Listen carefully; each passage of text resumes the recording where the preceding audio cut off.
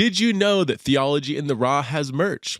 We have shirts, hats, hoodies, crew necks, and other cool products. I've never mentioned this before because up until now, Theology in the Raw has only sold merch at our Exiles in Babylon conference. But now, we just now opened up an online store, so we're having a flash sale on all of our merch while supplies last. You can go to the store link below in the show notes, or you can go to theologyintheraw.com and click on the merch tab. There is free shipping on all the orders, and the sale ends September 7th. And if you ordered at least 2 items, you will get a free Think Deeply, Love Widely tote bag while supplies last. Our stock is limited, so if you want any Theology in the Raw merch, you need to order it very soon before it runs out. So again, click on the link in the show notes below, or you can go to theologyintheraw.com and click on the merch tab. Hello, friends. Welcome back to another episode of Theology in the Raw. It is my great pleasure to have my very good friend and mentor, Bill Henson, back on the show. Bill has been engaging the LGBTQ conversation for many, many years, has, I would say, more experience than anybody I've ever met. I mean, he's trained literally thousands of Christian leaders, has worked with thousands of Christian families who have LGBT kids. He focuses on how to create a place in churches, in our families, in our homes that are safe and life-giving for LGBTQ people within a traditional sexual ethic.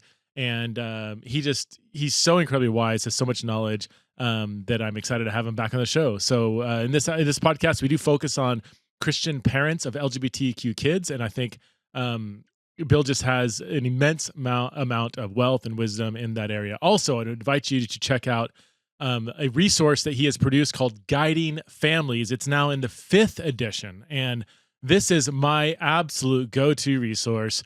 Whether you're a parent with an LGBT kid or maybe a pastor trying to navigate especially real nitty-gritty pastoral relational questions within your churches, Guiding Families is an absolute essential resource. You can find it if you just Google it. I think guidingfamilies.com, or if you go to postureshift.com is the website where of the ministry that Bill is in charge of, Posture Shift Ministries. So please welcome back to the show, the one and only Bill Henson. All right, hey friends, I'm here with my dear friend and Bill, my dear friend and mentor. I don't know if you know, but I often refer to you as my mentor in this conversation, even though we don't talk nearly as much as I wish we could. But I would not be thinking through this conversation the way I do without your incredible wisdom. So thank you for what you do and for our friendship. Thank you, Preston. I feel the same. Thank you very much for your friendship. I was thinking about it. I think we first connected in like 2009, something like that. Yeah, that was a while ago. A long time. Was it through Leslie? Mm-hmm. Yeah, I think that's right. Yeah. Yes. Shout out to Leslie. Amazing human being. Well, for those who don't know who you are or your organization, just give us a kind of a 101. I think a lot of people will be familiar with your work. We get a lot of crossover. I mean, I can't tell you how many times people, that follow my podcast, or whatever, will also mention you and the work you've done. But for those who don't know, who is Bill Henson and what do you do? Sure.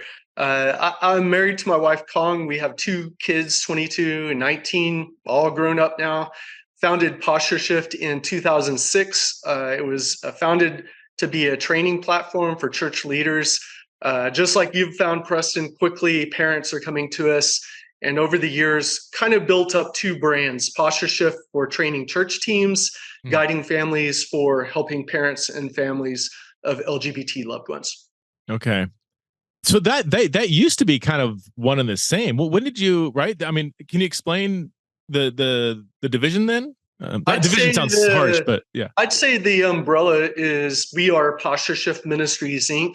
And then under that, we have 2 platforms, one for church teams, church and ministry teams, and one for parents and families. So I just see it as 2 brands within one organization. How many families have you worked with over the years? I mean, you've been doing this for almost 2 decades, right? And so many families. What number is it? It's really hard to say. There's different categories, like seeing a kid and their mom and dad in person like every 2 weeks for years. Hmm. I would say it's in the hundreds. Hmm. Engaging parents and their kid through Zoom or over a telephone call, Hmm. maybe once or twice. It could be thousands and thousands. And Wow. then there's about 50,000 copies of the various editions of Guiding Families in print. I, So it's designed as a care plan, as a best practice care plan. So, in a sense, there's a lot of families that are getting what they would get through our direct mm, care by reading the okay. book. Can you hold it up? And I want to tell people where they Yes. can get it, because this is if I had one resource to give to families or church leaders or anybody engaged in this conversation, this is absolutely incredible. Yeah. Guiding Yep. Families. It's now in the fifth edition. It used to be a lot shorter, right? Like 40, 50 pages, and now it keeps Yeah. expanding. Yeah. It's the fifth edition is about double the content of our prior expanded Okay. edition. And it's available at either guidingfamilies.com or Yeah. postureshift.com.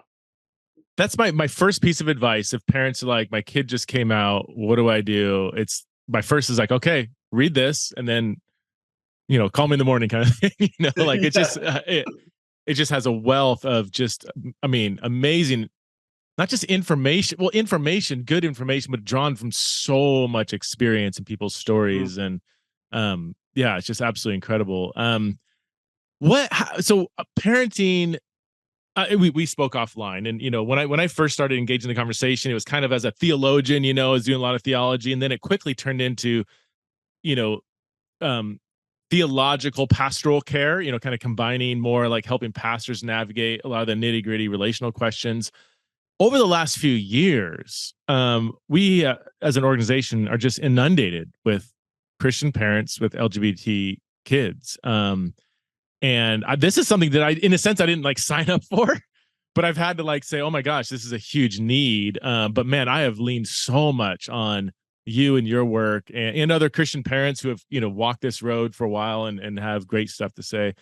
Let's just start with Christian parents of LGBTQ kids. I know that's a broad category. Every story is different, but are there some big picture things that you would tell parents listening, watching right now, whose kid maybe just came out, or maybe they've been out for 10, 20 years? Are there some just real big picture stuff that you would tell every parent to start with?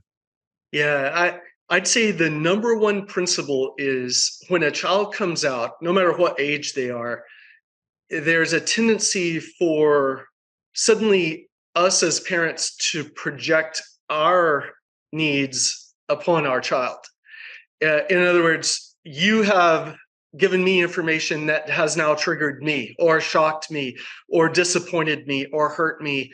This is not what I expected. So instead of coming at a posture of really, really being engaged and listening to the self report of our child, we're often reporting our story upon our child. So in a sense, we're inflicting our grief upon our child.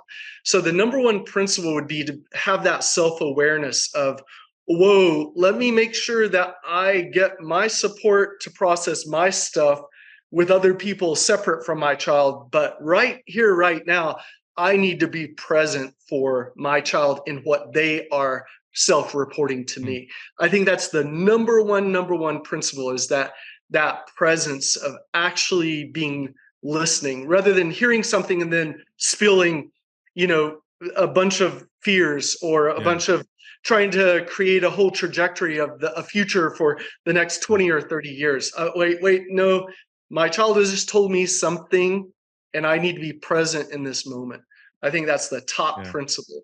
Now, I would imagine, I'm going to guess almost every parent listening who has an LGBT kid is going to say, I didn't do that. like if you're, I mean, how many parents do like prepare for the time in case their kid might, just not something parents do. So Yeah. there's basically little to no preparation ahead of Yeah. time, right? So most parents are probably backtracking. Is it, if a parent has maybe not done that well, maybe there was a freak out, maybe tears, maybe this guilt of what did I do wrong, or even like, why are you doing this to us? I mean, I've heard it all. You have too. Um, what can they do? Can they go back and redeem that moment? What can they do if they've made some mistakes along the way? Yeah. So, one, mistakes are very, very costly. So, let's just say that anyone with a minority experience, they experience marginalization at a very high rate. So, when something that feels like marginalization is coming from my own mom and dad, whoa, oh no, now it's not just bullying, teasing, things I might encounter on the outside, or people I don't really know well at church who are thinking ugly thoughts about me. But all of a sudden, whoa, now I'm dealing with that same, what feels to me like mistreatment from my own mom and dad. So mistakes are very costly. It'll take a lot to overcome the mistakes. In guiding families, in prior editions, we actually wrote how to write a reset letter. Really? And the reset letter is an opportunity to confess, in a sense, mistakes, even sins that I've committed against my child, to not just verbally tell them that. I may do that as well, but to put it in writing. Like if I'm a dad that has hardly ever written a letter to my own children, Mm, because we live together and we love each other and all of that, well, put it in writing, handwriting, and a reset letter could powerfully reach into the heart of a hurt kid and convince that kid to forgive wow. and to give mom and dad another shot. Now, but this is how hard it is in 2023. We went to some of our, let's say, most trusted parents, and we just said, "Hey, tell us about some of your successes of, when you wrote a reset letter, and how it helped to repair your relationship." And all of a sudden, this one mom and dad said, "Oh, well, your book is entirely missing a whole article." I was like, "Really? What is it?" When a reset letter doesn't work. Oh, And Preston, that article ends up being, they helped us co-write it. huh. And it ends up being one of the most powerful articles in the whole fifth edition. So that's just to say that, like, it can be so costly that there can be kids, even adult kids, that like are not ready to forgive mom and dad for some of those mistakes that they've made. In 2023, there are kids that are saying, your traditional view is white supremacy to me. So Yeah. when you can put it in writing that you no longer have a traditional view, then we can have a relationship. Until then, no relationship. Whoa. Have you seen that? That was. And by the way, if you see me going down, it's because I'm taking notes and jotting down other questions asked. I always need to tell my guests that. Sometimes I wonder if they feel like I'm not paying attention because I'm down here like, but I've got my notepad that's always in front of me here that I'm furiously scribbling down. That viewpoint, that was my next question. How, because this is probably the most challenging question I get, and I don't know how to answer it. And maybe there's not a, magic bullet answer, but I get all the time, and it seems to be increasing. My Mhm. my child or my friend, it could be just a relational, demands 100% agreement until I can give that. Any kind of verbalization of love is just a charade. You are either toxic or you 100% agree with me. Those are the two options. Has that viewpoint been increasing?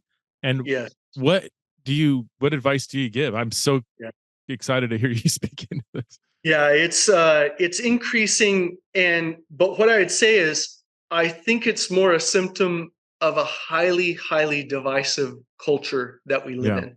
I In other words, it has nothing to do with a particular family mm, or the history of that family, assuming there's love in that family. It has to do with ideologies.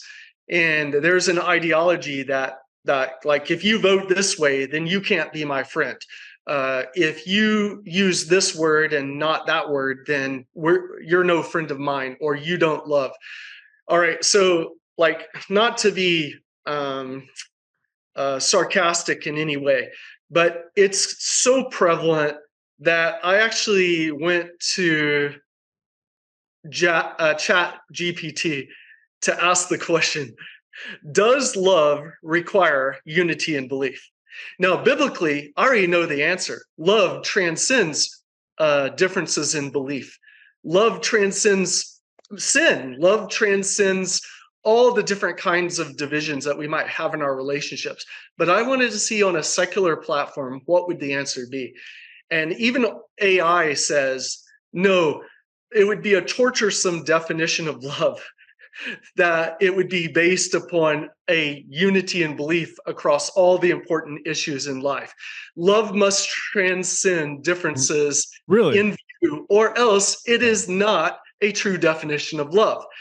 And I was very encouraged by that because obviously there's someone programming AI, and there was some recognition at purely a secular level, outside of Christianity or any religion at all, that love must transcend differences in belief. But it'll be measured by honoring actions, attitudes, and words. So as long as there's honoring, then there's a possibility for people to perceive that they are loved. If Mhm. there's ugly attitudes, horrible actions, disrespectful words, then clearly we're not being loving, and therefore that Yeah. love can't transcend that gap. Well, that's what I was thinking. Could it be? And again, we're talking 30,000 foot level. Every individual case is different, but like, have you encountered parents that think they are actually being as loving as they can, but they're actually doing things, maybe often unintentional, that it isn't that they can actually improve on to genuinely be loving their kid better? Yes, and it goes across the whole spectrum. Parents that Mhm. think they're being loving, but I'm even listening to what they're saying, and I'm like, Yeah. that's not gonna translate, you know. And then I meet parents that are doing everything right, but Yeah. their kid will not internalize that or accept it. So, Can you give um, examples of being the parents thinking they're being loving, but yeah, doing things again unintentionally that are not loving? yeah, a dad who's even like the demeanor is like very calm. Like Mm. you can just sense this dad loves his son. You know, he's saying, I love my son. I do anything for my son. But I just didn't raise my boy to be in the gay lifestyle. Okay, wait. No, the moment that we take your son's self-reported identity and now we assign to it all kinds of negative lifestyle, we're actually communicating condemnation to our child. And the father's like, well, what did I say? My Mm. kid came out. All I did is share with you that my kid came out. I said, well, but what does gay lifestyle mean to you? It means my son is gay. Okay, well, what does gay lifestyle mean to your son? I don't know. Well, maybe you should ask him, Oh you know, wow. because I bet he's going to say that it makes it feel like you're saying to me, Dad, that I'm like involved in all this ugly sexual activity and that I don't have a conscience and that I don't have Mm. integrity and things like this. So when we reduce what people are reporting to us about their identity and using language that means something to them, we've got to understand we're responsible for that. That's not their fault. That's our responsibility. So that's an example. So a big part of it is using uh language in a way that you don't realize is maybe communicating Yeah. things that maybe you're not even intending, or maybe you are intending and maybe you don't realize that this idea, this Yeah. assumption can be really off-putting. Can you give it is there another example that comes to mind of, again, Yeah. unintentional There will miscommunication of be, love?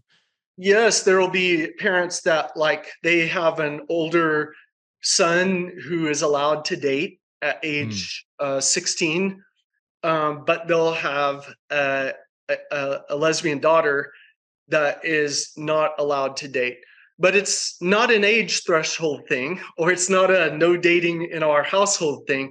It's your brother can date because he's heterosexual. How could we ever allow you to date when you have a lesbian identity? All right. So now I'm not saying parents have to allow dating. What I'm saying is that if you have an inconsistent policy in how you allow sleepovers, or how you allow Mhm. friends to visit, or what friends you allow your kids to hang out with, or dating. If you have an inconsistency in policy, you think you're protecting your child, but all they're seeing is the disconnect between the permissions that their siblings have Yeah. versus the restrictions they face. And that's going to feel to them like marginalization. They are being treated differently. So that's another example. And by the way, by very loving parents. No, yeah. How do you, because I do have a question about that. Like, would it be, because I've thought about this, like, Mhm. even with, my kids are all straight, but even then they're different dating. Like we've had to navigate just different, like, Yeah. man, what, what we said to this one daughter who might say, well, for you, because of various things, it might look different. Yes. And maybe every day we go back to the drawing board of parenting. And I don't know how people have a full-time job and parent. Parenting is like a 2 full-time jobs. And I'm also supposed to go to work all day. And like, it's insane. But, And we're only um, talking about that as dads. Imagine how moms feel. oh my God. Oh my gosh. So would it be okay? And this is actually a genuine, like for me, I'm like, we have a one kind of standard for dating. Like if you say you're a Christian and then we're going to hold you to a Christian standard. So if my Christian, um, who's, yeah, let's just say, yeah, 16, like they're still under authority. I think once they're 18 and over, that relationship kind of changes. Mm. But if our kid who says I'm a Christian, but I want to date, say, a non-Christian, I would say, here's why I don't think that would be wise. Or even if the guy was a Christian, but it's like, oh gosh, I'm seeing major red flags here. Yeah. We would say no. We do have to still approve of what we think is a wise Christian standard Yes. of dating. So if we did that and say we had a lesbian or gay kid who said, well, I want to date the same sex, I say I'm a Christian, wouldn't would it be okay to say, well, that actually falls outside the bounds of what we think would be a wise Christian form of Yes. dating? Or I don't want people to come away from this podcast saying Bill Henson said you must allow your child to date. Okay. So, but what I don't want to sweep under the rug is the impact that that has Mhm. on LGBT kids. So, if parents have that standard for dating, it could still be applied in an inconsistent way. Okay. For example, maybe the red flags aren't so apparent that their heterosexual kid is actually dating someone that is really, really not actually walking with Christ right now. Mm. And maybe we're aware of pieces of that, but like kind of let it pass. Why? Oh, because he's such a wonderful young man, and oh, they look so cute together, and they're having fun. Okay. So my point is there tends to be this idea that we communicate a consistent policy, but then we don't implement it so consistently. Okay. I think another aspect of this question is like, if I am going to strictly say to my gay son or my lesbian daughter or my pansexual child, if I'm going to say, like, look, because you're not capable of dating in an opposite sex relationship that would be consistent with our biblical beliefs. Therefore, you can't date until you're 18. Um, I think we need to really, really consider like how can we be consistent with our other kids in that manner, number one, but also we talk about this in posture for church leaders. For every no, Mm. you need to have 3 to 5 yeses that you can Mm. say yes to. So, like, if you're going to say no to dating and your child is going to absorb as victimization the idea that they are being treated differently, we can talk all day long about how no, they're not being treated differently because it's a Christian view of marriage and dating. I Mhm. understand that theologically, but at a relational level, there's no way that child is not going to Mm. absorb that, internalize it they are being mistreated. They are being treated differently than their siblings. So for every way in which we might treat LGBT kids differently, we need to really be creative in thinking about what are 3 to 5 things that I can say yes to. Yeah. Like if I'm a pastor and if I can't officiate a gay marriage, then that's saying no to someone on the biggest day of their life. By the way, I won't officiate a gay marriage. So let me make sure I'm being very clear here. But just saying, in light of that, it's my responsibility to be thinking very Mm. creatively. How can I make this a church home for LGBT people? I'm going to say no on the biggest day of their life. I better have 5 things I can invite Mm, them into now. So, parents, I'd say the same thing. Be thinking creatively about what you can say yes to. that's I'm not saying really yes to sin. I'm talking about yes to, like, engaging your child based on mm, how they understand their identity. that's so good. Bill, I remember that you reminded me. I remember hearing you say that years ago. For every no, you should have a number of yeses.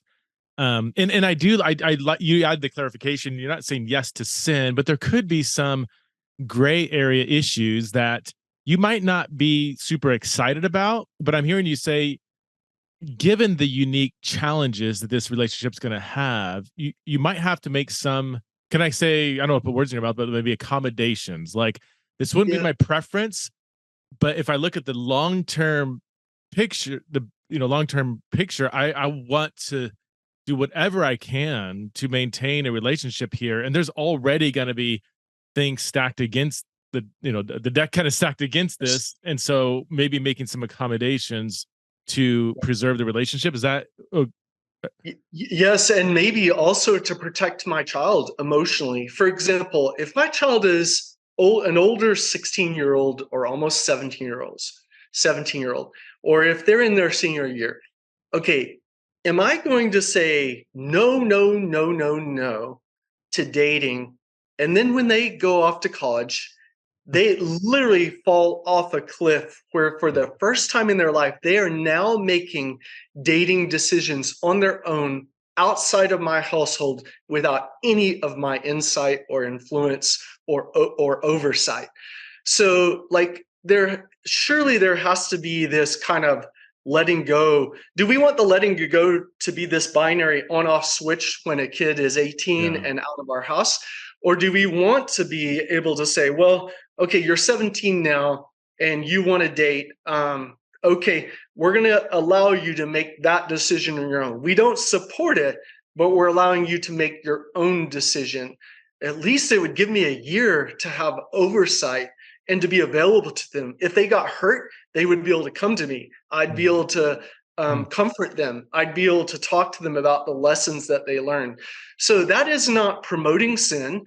It's not approving of sin. It's mm, not encouraging sin, but it is saying, let me have some relationship with my soon to be adult child and be part of their life rather than just no, no, no, no, no. And then they yeah. go off the cliff on their own. So you think it could, because again, this transfers to, this is just good parenting advice.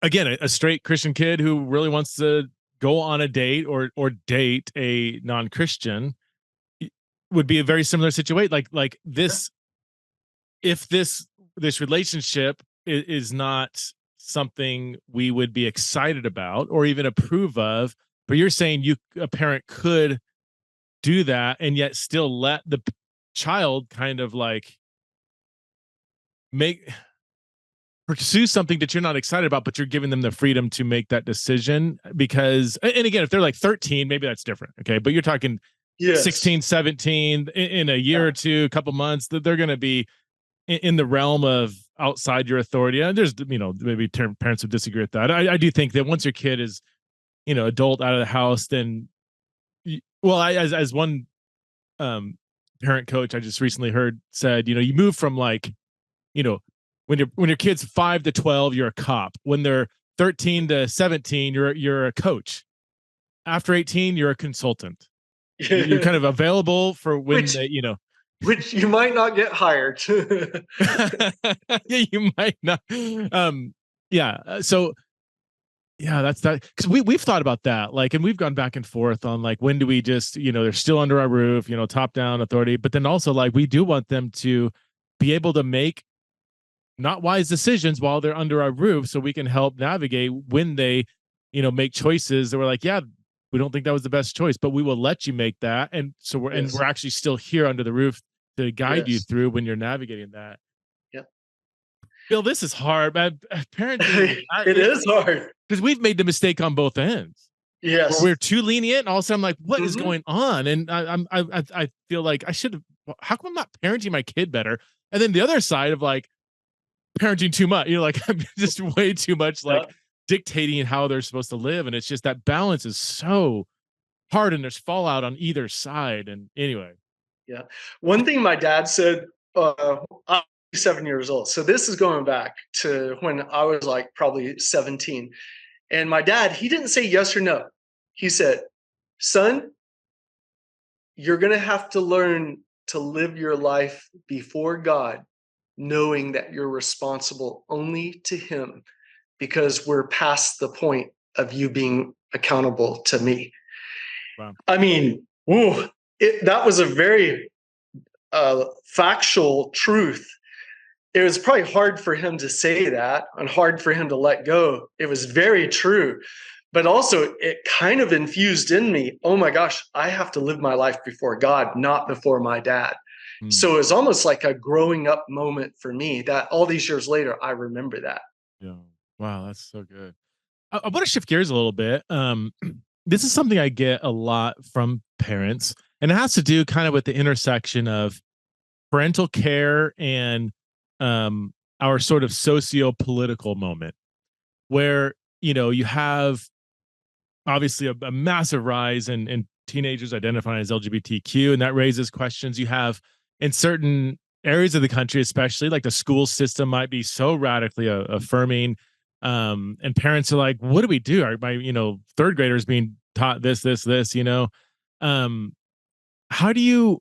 What's your advice to parents that are maybe they do have maybe some legitimate maybe fear or deep concerns about kind of the world out there and where this conversation is and how their kid might be wrapped up into that, and also maybe tempering that with not letting, I don't know, you probably know where I'm going with this, but like um how to also care for your kid not out of fear of kind of the out there but like actually parenting them well. Yeah. Uh, I I first of all, we know 30% of kids are not trans or gender minorities.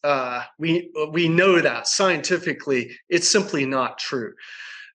We do know, though, that every next generation of youth has a certain ideology that they hold to. So, like, there aren't many hippies in the world today, but at a certain time, like there were a lot of hippies, and I'm not equating gender identity to something like being a hippie or something like that. But all I'm saying is that every next generation tends to scare the heck out of their parents. Okay. And like, whoa, will the gospel survive this generation? I Huh. guarantee you, God is not done yet in this next generation. And they have ideologies that will be shaped over time. And so, one of the biggest principles here I think about is long term, the gospel will have power Mm, over this next generation of kids. Why? Because God will not abandon them, He will not forget about them, and His word still has power in this world. So, in the midst of all this complexity and all the controversy around this, I need to ground myself not to get pulled into that controversy. That I need to be prepared to engage the next child one on one, right here, right now, based on that child's self-report, and not in the loud background of all this cultural moment with 400 and something, bills being considered around the country. By the way, many of those bills I would probably be supportive of, mm, or supportive of elements of mm, them. One of the things that I'd be most supportive of is that there should not be, in order to take care of a minority people group, there should not be an education platform that suddenly adults are telling first graders or third graders who they are yeah. or who they can be in their sexuality or their gender identity. So anything in a bill that's trying to just say, early education is about education, I'd be very, very supportive of things like that. Mm, But I cannot allow, I'm a human too. I get frustrated by how fast this world is moving and mm, some of the things that are happening on the extremes on both sides, by the way. But I get upset by that. But in my care of LGBT kids and their parents, I have to be present right here, right now. This is about the opportunity to share the presence of Christ with a human being, a young person, and their mom and dad, and to make the gospel have more power in their family. Yeah. So that's my focus all the time. Okay. Do you I feel like you probably keep up on the political stuff definitely more than I do. Do you have, what you so I and this is kind of like, I guess this isn't that important of a question. I have several people have asked me about some of the stuff in Florida in particular, like the so-called "Don't Say Gay" bill, which I don't think says that, but that's how it's been kind of framed. Do you have any thoughts on some of But I know it I gets so go, polarized and misrepresented, yeah, and just but I just think that when we get to the point of like either, I think mandates on either side are really potentially very impactful. Like if you say like a mandate, you must yeah, use a name and pronoun. Okay, well, like that doesn't leave room for a child that's just socially exploring, and doesn't really need that. And then if you make a law that says pronouns and and names are never permitted, well then you're actually potentially cutting off creating safety in a school system for a teacher that might feel like it's very important to be able to use a name and pronoun. So these binary mandates that either cut one way, you must do this, or you can never do this. I just really have a problem with yeah, things like that. I mean, kids that really are gender minorities, they really do need our care. They really do need mhm, us to be thoughtful about how we're engaging them. And I'd rather there be freedom in how to do that rather than these yeah, extreme mandates one way yeah, or the other. yeah. That's good. That's good. Yeah, I think just it gets so politicized, and that like when you have political parties that are just will do anything to kind of wield power and assert their viewpoints, and maybe some of their viewpoints aren't even that bad, some are bad or whatever, but just this polarization or everything, it just stirs up so much fear and anger. And when Yeah. that trickles down into the church, it's like we can't be led, like we can't be, that can't be like our starting point. We're Yeah. scared, we're angry at anybody on the other side, and so much of that is just stirred up by Yeah. media propaganda and kind of extreme voices being platformed on each side. Yeah. And yeah, that's good. Preston, Yeah. oh, in 2020, we started seeing the division rise. By Mhm. 2022, it was peaking, but it's kind of like, first of all, this conservative, like this conservative rising that we're seeing right now. It's almost undefinable. It's not like you can point back to a source. It seems to be operating in a secular realm. But in 2023, we've now started to see that like show up in the church. Mm. So to be clear, in pastorship, I don't know a single pastor who would want to be like trying to foment, Mm. let's say, um, hatred toward trans people. Yeah. All the pastors we engage, I know all the pastors you engage, they're asking, how can Yeah. we share the love of Christ Yeah. with people, right? But then again, we just have a $60,000 church partner that just dropped us because we care for people who identify as gay Christian. So all of a sudden it is here in the church. Okay. Yeah. And so my concern is the trajectory in the coming years is our pastors going to guard the church to make sure that the gospel is reigning high in the midst of this ever-changing culture? Or is there going to be more of the church that's now starting to collapse into this, like unthoughtful posture, of engaging people? So I Yeah. don't think that's going to happen. But I mean, losing a $60,000 church partner, like that speaks to it's Yeah. a data point to consider. If Theology in the Raw has blessed you or challenged you or encouraged you on some level, then I would like to invite you to consider supporting the show by visiting patreon.com/LGBTQ patreon.com/theology in the raw. You can support the show for as little as $5 a month and get access to various kinds of premium content like monthly Q&A podcasts, the ability to ask me questions and dialogue with other Patreon supporters. Gold level supporters are able to participate in monthly Zoom chats where we talk about pretty much everything. Those chats can get pretty wild sometimes, and I absolutely love it. So join the Theology in the Raw community by signing up at patreon.com/theology in the raw. What do you say? I've gotten this question quite a bit.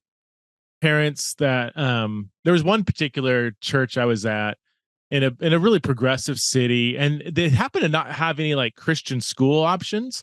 And they said the entire school district was, the way they would describe how it was, I would say pushing an agenda. I don't like that language, but the way they described it, multiple parents, I'm like, that would fit that description, is like just very, very far left, very aggressive promotion of certain sexuality and gender ideologies that would be not even like classically liberal or left leaning, but just very, very radical. And they were like, what do we do? Like, we can't afford to homeschool. We have, working 2 jobs or whatever. And do we just leave them in there? And I guess my only response was like, what my response is like, number one, the church and parents, we need to be on the front lines of, discipling our kids, our people in a holistic Christian view of sex, gender, singleness, sexuality. And I say holistic, meaning, caring for gender minorities and extending kindness to our enemies and so on and so forth. Like, not just promoting a traditional view of marriage, period, but like situate that in the gospel story as a whole. And I also say, they always say, well, should we go and like, what should we do about the school system? And I don't know how. This is so far beyond my pay grade. The only advice I maybe kind of suggest with a very big open hand is, if you have opportunity to maybe speak into that, maybe you have the ear of some people in this school. Like, yeah, I think you can do that. But those systems are so used to Christians coming in with some right-wing political agenda, yelling and screaming and being very homophobic and transphobic. Like, actually, that if you're a Christian coming in with your ideas, just know that you need to deconstruct some of those kind of assumptions that of the manner in which you're going to go about raising your concerns.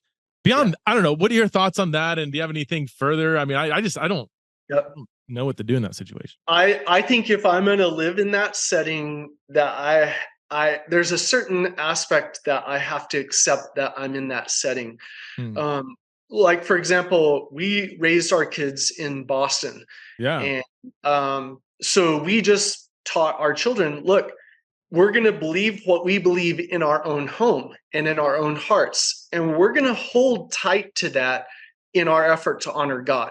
And like unto it, we're not going to inflict our beliefs in certain areas upon all of our friends. Like, we're going to be an inclusive family. We're going to invite our friends over. We're going to be generous in blessing them. If they're LGBT, we're going to accept them, love them, care for them, use their name, pronoun. We're going to be very loving family so that our witness of the gospel of Christ can actually connect to people. So with school administrators, I would, forgive me if this sounds like kind of like giving up, but I would never think I even have the power to even convince them, because the ideology that they may hold to is so rooted. So I'd rather them be shocked by my willingness as a Christian to engage rather than, let's say, trying to earn trust only to confront. So I'd like them. Now, I'm in this full time, so I've actually had rubber meets the road experience of like caring for kids that are suicidal, being aware of what kids go through growing up LGBT. So I could bring some of those things to the table with some of the administrators in our children's school system. And then sometimes I could just drop a question, like, of course, we want to make sure that we're not telling kids that they must be, gender minorities if they're not. And I've never met an administrator that did not agree with that statement. Like, I've had many very liberal people say, yeah, we need to make sure that we're not like so over caring for minority kids that we actually inflict that upon other Mm, kids as a mandate. You must be part of this community. I interesting. said, yeah, that's exactly right. Because there are cisgender kids in the world. In fact, most kids are cisgender. So they should be honored in their identity and the discovery of their story as well, rather than having that deconstructed Mm, constantly before them. They should be encouraged in who they are. The key is protecting minority kids from mistreatment. mhm. But protecting minority kids does not require mistreatment of Yeah. majority kids. Do you think I know again, and we can leave politics here in a second, but this and this might go back into the kind of polarization and the rhetoric and everything, but like this kind of fear among people on the right of like, are their kids being groomed? The whole grooming conversation. Like, is there any legitimacy to that? Is that completely made up? Is it a fear tactic, or is there some legitimacy? Is it going on but on much lower levels than what you would see? And when I say grooming, I mean, yeah, it's certain viewpoints being presented in such a way that would maybe convince a kid that they are a sexual gender minority when they may not Yeah. actually be. It could be kind of more subtle, or it can be really like aggressive. Yeah. Yeah, what are your thoughts on that? Here's a real life story. Sixth grader wrote a report in class about a struggle with body image, and the teacher Mm, took a very proactive response to that report, talking to the child privately and telling them, have you considered the possibility that you might be trans mm, or a gender minority? Well, the kid had not self reported anything about gender identity. It was about body image, and it was about self esteem, and it was about gaining a victory over mm, an aspect of body image. So, why on earth is an adult suddenly mm, discussing gender identity with this kid? Okay, do I think that teacher was intending to care? Yeah, probably. But the way they did it come across as kind of like indoctrination? Yes, it mm, absolutely did. So like when we tell adults, don't tell a kid's story for them. That isn't just a message to youth pastors or to parents of LGBT kids. It's a message to all adults. Do not mm. do not predetermine what a Yeah. kid's story must be or might be. Engage them based on the self report of their life. If they're not talking about sexuality or gender identity, why are we infusing that into the conversation? That's inappropriate. So I believe that there is absolutely an aspect of grooming that's occurring. Do I think the intention is to protect minority kids? Yes, I Mm. do. Yeah. But do I think it goes too far? In many cases, yes, I think it goes way too far. That's helpful. So kind of the is almost unintentional for the most part, unintentional. Like they might not realize because they might just be parroting kind of stuff they're hearing and Yeah, viewpoints. I mean, I'm sure half the time when I'm talking to people about especially gender, half the time I hear them talk, I'm like, do you even know what you're talking about? They use words in all these inconsistent yeah, ways, and they're probably just relaying kind of what they're hearing their authorities say. Yeah. I get concerned with kids that would be classified as just gender nonconforming, yes, which is probably 30%. yes, Girls who are not super feminine and boys who are not super masculine, and I do think that again, benefit of the doubt, maybe it's unintentional, but convincing that kid that they, again, like you said, might be trans. Again, they might even like, yeah, over interpreting every gender non-conforming behavior as trans, and that might lead down to, okay, well, then here's the what the medical professionals say is the best steps to avoid suicidality, and you get down into social transition, hormonal transition, and I think that the numbers of that aren't as high as maybe some people on the right make it out to be, but it does. I have enough stories, where it's like, gosh, I saw this process happening, and it's really sad. But yeah. yeah. The other thing is like I'm more I'm more concerned about what we don't know scientifically than what we do know. Mm, For example, this rate of identification, even the number of kids that are experiencing what we would hmm. accurately describe as gender dysphoria, a spectrum of gender Sure. dysphoria. Okay, like that is becoming a much wider experience, and we may find out 30 years from now that plastics in our environment has played a Mm, role in things. So like the reason I want right treatment of gender minority youth or kids with gender dysphoria, the reason I want us to so love them, so care for them, so protect them is hmm. because like literally we may learn one day that we were torturing kids by telling them, well, what you're experiencing is not true, it's Yeah. not real. We've met parents who moved away, even moved out into the country, and literally within months their child's gender dysphoria is gone. Yeah. But in the moment of being where they were, where that child experienced gender dysphoria, there's no way to tell that kid what you're feeling is not real, Yeah. or what you're feeling. If we didn't live here, you wouldn't be feeling it. Therefore, it's not real. No, it was very real to the Mm, point of creating suicidality. yeah. So the idea is no matter what this cause is, Hmm. like the right treatment of kids has to be our top focus Yeah. always. That's so good. And y- yeah, when people say, well, there's so much like social influence or social contagion, I don't love that word, but a lot of these kids that identify as something other than, their biological sex, it's all social influence or largely social influence. And I guess it kind of to your point, like even if some cases of gender dysphoria does have some element of social causation, that doesn't mean it's not real. For people to That's right. say if it's socially caused, therefore it's not real. Well, no, people thinks. I mean, suicidality has a social influence aspect. You have eating disorders and self harm have social. That doesn't mean they're not Yes. real. So, Yeah. whatever the cause, let's not pretend like the kid isn't actually experiencing some real distress. One of my fears is that,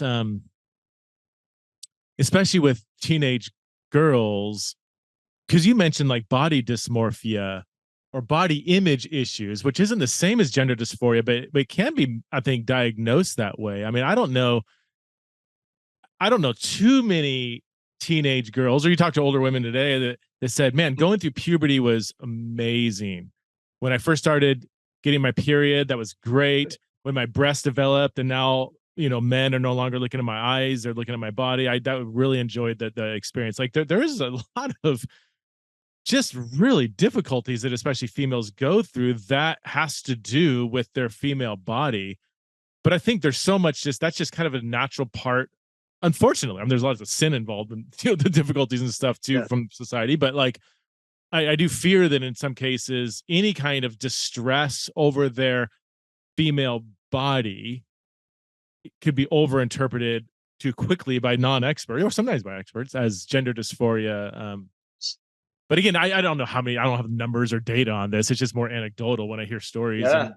and I you Well, hear a lot from older women. They were like, if I was a teenager today, I totally would have identified as trans or non-binary, because of the categories that are available. But yeah. I don't know. I here's my to come full circle, Bill, and I think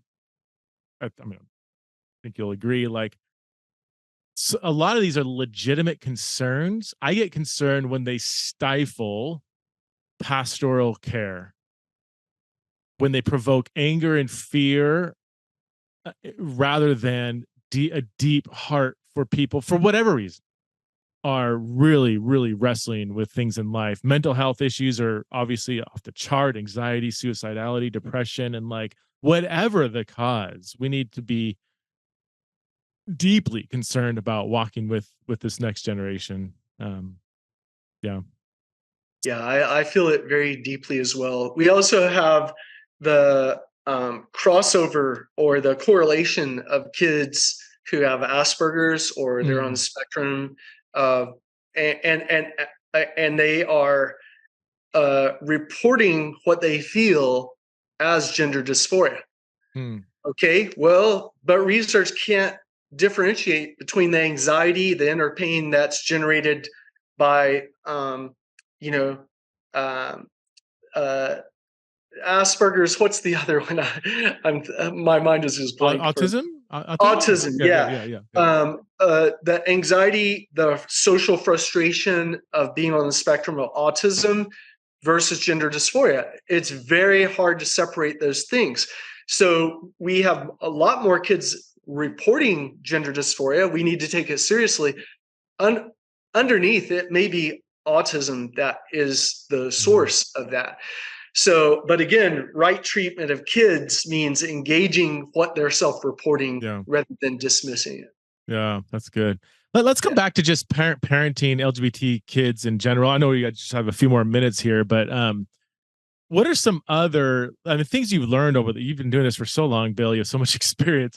Yeah.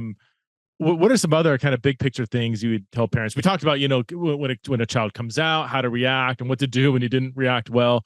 What are some other big things that you would love, the big picture Uh, advice you can give? I'd say in fifth edition, we restructured the book to be across an entire lifetime. So even Mm, talking about elder care, care of elderly LGBT folks, and over again, it becomes an issue of right treatment at every stage. So like if your child has come out, you need to be very present in their story, listening, asking honoring questions, making sure that there's safety, security in the home, that there's no question about love or togetherness. And that way your child can actually talk to you about what they're experiencing rather than hiding it from you, or growing up in your home fearing that at any moment they might be rejected or asked to leave. Then, mhm. as your child gets older, it doesn't mean they'll always identify as LGBT.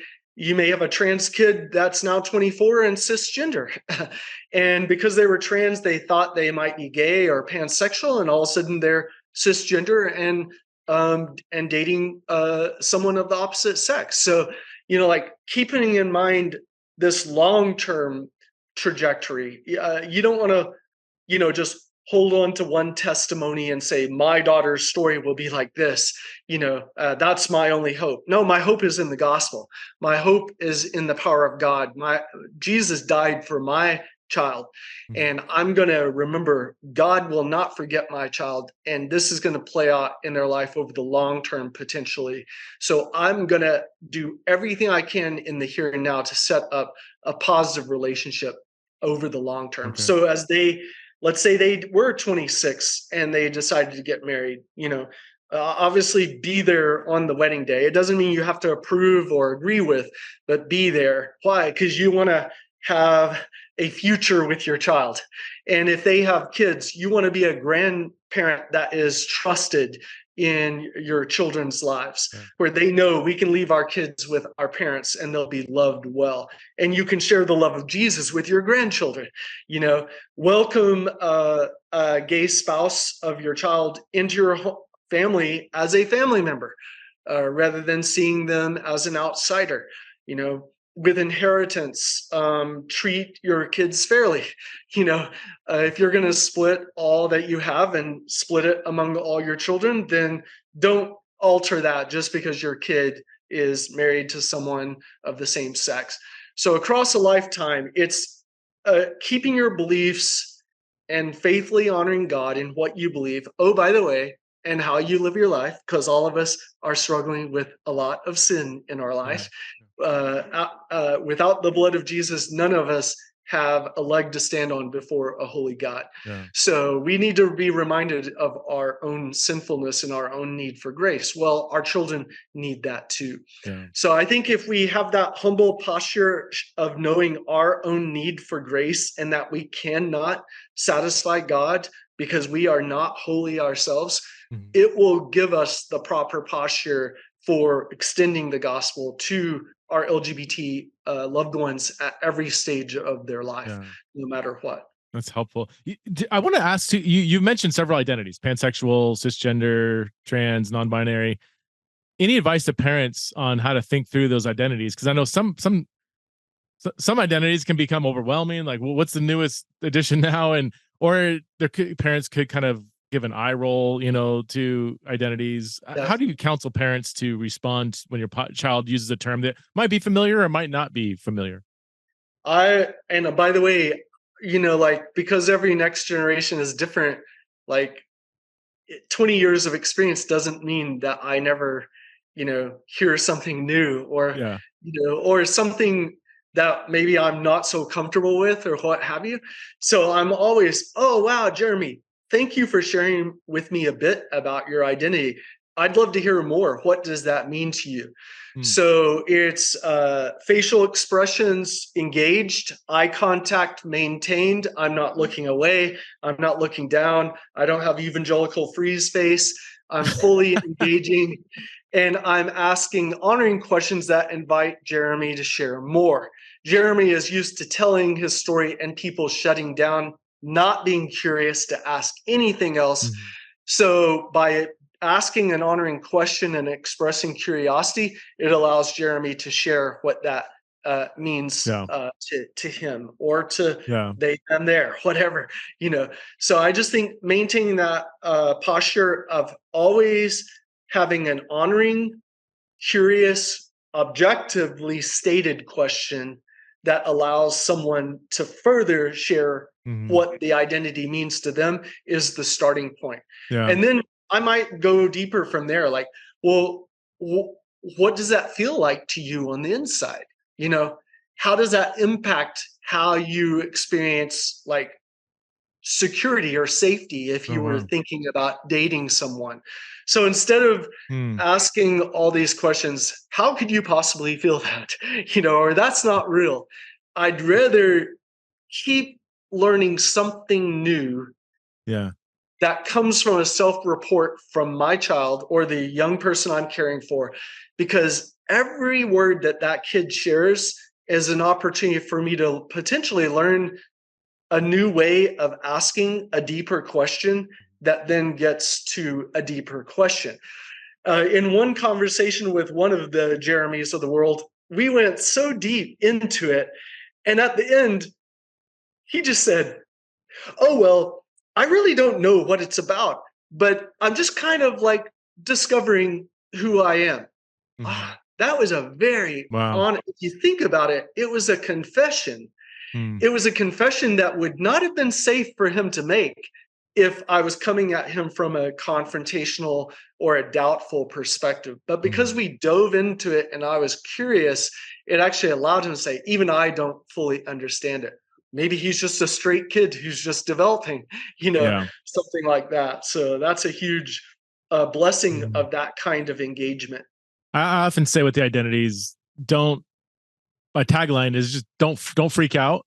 Identities are a kid's, if we're talking about teenagers, a teenager's attempt to name an experience that might be very confusing, might be new, might be complex, might be unnameable. Like it might be something they're not sure what to do, and they're searching for some kind of term to name this experience that might be temporary, it might be long lasting, and just leave it at that. It's not. I think parents sometimes they think this is some kind of ontological separate category of humanity. Like, I thought my kid was a human male and now there's some other. It's like, males and females and intersex persons have a wide range of different experiences. That doesn't mean there's some other kind of separate category of humanity necessarily. Not, I mean, period. Because I think the freak out that I hear some parents when they're like 12-year-old said she's pansexual, and they're just like, they just have, they're like, their life is just almost like, I'm like, slow down. Like, this is, if you think about it, in development, probably a lot of us are pansexual at 12, because we're experiencing, even as a guy, like, I remember feeling all kinds of warm, fuzzy feeling around my guy friends, just because we had what I later would understand to be camaraderie. But at that time, it was so warm, fuzzy that it felt like a love in a Yeah. sense. It wasn't that I necessarily wanted to date them, but Yeah. it did feel like it was a love. Huh. And I mean, I think this is how straight boys sometimes do things together because they get so close that they're a bit curious, Yeah. something like that. It doesn't mean they're necessarily gay. But so what it means is that in development, we can be feeling a lot of feelings. And all of us have gone through that. I've met 80-year-old men who say that they played with another boy when they were Yeah. 14, because they got curious about what each other looked like. And that didn't make them gay. But so this idea that this generation is somehow different than the rest of us, Yeah. I mean, yeah, in some aspects, yes. But in many aspects, there's nothing new under the sun. Yeah. I read a book a while back called yeah, a little provocative title, Sex Between Straight White Men or something like that. And it talked about these throughout the 20th century. They talked about, like, I didn't realize this, but like biker gangs with men, they'll engage in sexual activity, and it's not an expression of a same-sex orientation. Military, college frats, and everything. Some hazing, and I mean, it's a pretty. I mean, I don't. It's a pretty R-rated book, but I mean, and it was by a social theorist that's wanted to put sexuality in more of a social construct to kind of show that, like, hey, humans do all kinds of wild stuff, but there's some, I don't know, yeah, there is some truth to that, especially teenagers. I mean, golly, and especially, like, I mean, I don't want to be two men here talking about female sexuality for too long, but we haven't engaged other people of the opposite sex, and yeah, female sexuality, especially as a teenager, can be extremely complex, and there's fluidity there, and there's interpreting and maybe an emotional response as a sexual response. You might feel an emotional spike when you see a beautiful other teenage girl whose body might be more developed. You might be more jealous of her body, and you feel this emotional, like, draw, and you might be forced or encouraged to interpret that emotional spike as a sexual attraction, or super confusing, man. I don't envy teenagers growing up in um, the world today. Last question, Bill, and then I'll let you go. When advice to parents, when do we talk theology? When do we say, all right, at the end of the day, here's what God thinks about these things? Um, at both a church level and a family level, like, I think silence is not the answer. Okay. um, there's churches that decided to be kind by going silent, Huh. and it only caused problems. In fact, Okay. we've got several churches we're working with that literally have experienced blowups because of the lack of clarity. Mm. And I'd say the same thing could happen in families. Like, if we never discuss this in this world we live in, our kids could assume that like everyone is affirming or will be, you know, and and then they might be shocked later on to find out that we're not. So I think that in I don't think we need to necessarily think about this through the framework that, oh, we have to pre-educate our kids in first grade or third grade. A conversation doesn't have to always happen. A conversation could come after a child's self-report about them being curious or questioning about their own sexuality or gender. A conversation could happen when a family member comes out, and then that requires some explanation. Mm. It also could be a planned family conversation. So in our household, what we said is, all right, we're not going to introduce things to our kids before their readiness, because we just want them to be kids and enjoy life, and like going outside and playing and enjoying time with their friends and growing in their faith. But if they don't ask the question by age 10, then we will have a planned family conversation. Okay. Well, both of our kids came to us separately at age 9 Oh, wow. and said, "Hey, mom and dad, did you know that there's like gay kids in the world?" And I'm like, "Yeah, I know there's gay kids in the world." you know and I said, "Son, what does gay mean?" He said, "It's when two boys kiss." I'm like, "Okay, you mean it's like boys like each other?" Yeah. And I was like, so, but instead of going through a Leviticus or a Romans 1 kind of conversation, I said, "Well, what do you think about that?" And he said, "Dad, I don't think it's right." I said, really? What makes you think it's not right? He said, well, I think it's not right because I don't think God made it to be that way. Wow. Okay, by asking him rather than telling him, it was amazing because I said, son, did you know that exactly what you were, I know you love your friends and all of that, but exactly what you believe in your own heart without me ever telling you, that's exactly what the Bible teaches. So in other words, it's like God has already put his word in you without me even teaching specifically on that. And you're able to discern in your own heart, what would God find to be okay? What would God find to be sinful? So it's very important you understand that what you're reporting you believe, it literally is God guiding you in growing your faith in following him in your own life. And now what are we going to do in regards to our gay friends? We're going to love them? Yeah. Why, Dad? Or why, son? Why would we do that? Because God wants us to love everyone? Yes. Because even if we were super holy, but then suddenly we mistreated our friends, we wouldn't just fail to be loving, we would be unholy, because it is unholy people who mistreat others that are different than them. Bill, that's a great word to end on. Thank you so much for sharing all your wisdom and yeah, it's just so good. Can you where can people find your work? Give us some websites and resources. Sure. Postureshift.com or guidingfamilies.com. They'll both have a resource tab that you can get to Guiding Families 5th edition. And then we have a September online event for parents. Just a quick 2-hour Zoom event to connect parents to parents. We don't do a lot of teaching. A lot of things that parents ask for is we want to be connected to other parents who are going through what we're going through.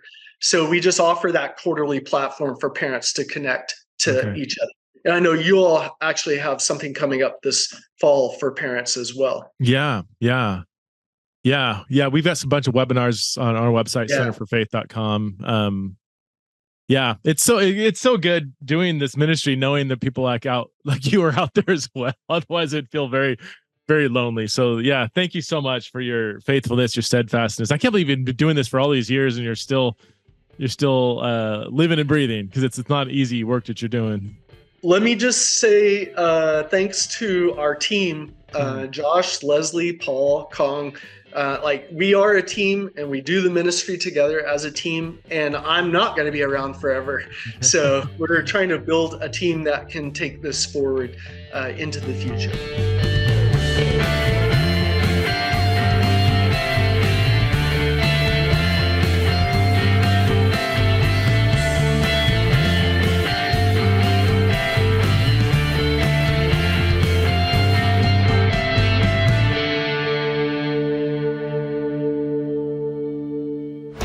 This show is part of the Converge Podcast Network.